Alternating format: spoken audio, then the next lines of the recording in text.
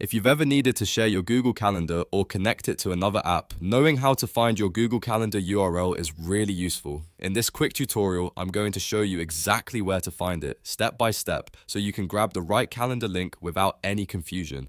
And if this video helps, make sure to hit like and subscribe for more simple software tutorials just like this. Alright, let's get into it. First, open Google Calendar in your browser and sign in if you're not already logged in.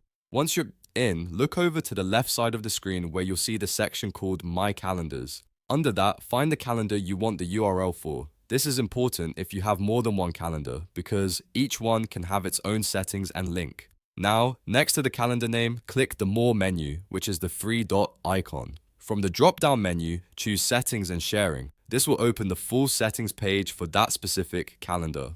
On the settings page, scroll down until you find the section called Integrate Calendar. This is where Google Calendar gives you the different links and codes related to that calendar. In this section, look for the option labeled Public URL to this calendar. That is the link you would use if you want to share a public calendar. If your calendar is set to public, you can copy that URL and use it wherever you need it. Just keep in mind that a public calendar link means anyone with the link may be able to view it, depending on your sharing settings. So before sharing it, always double check that you're comfortable with the level of access. And that's it. You've now found your Google Calendar URL. Once you know where to look, it only takes a few seconds to get the link you need. Whether you're sharing it with teammates, adding it to a website, or connecting it to another tool, this is the exact place to find it. If this tutorial helped you out, please hit the like button, subscribe for more easy tech guides, and I'll see you in the next one.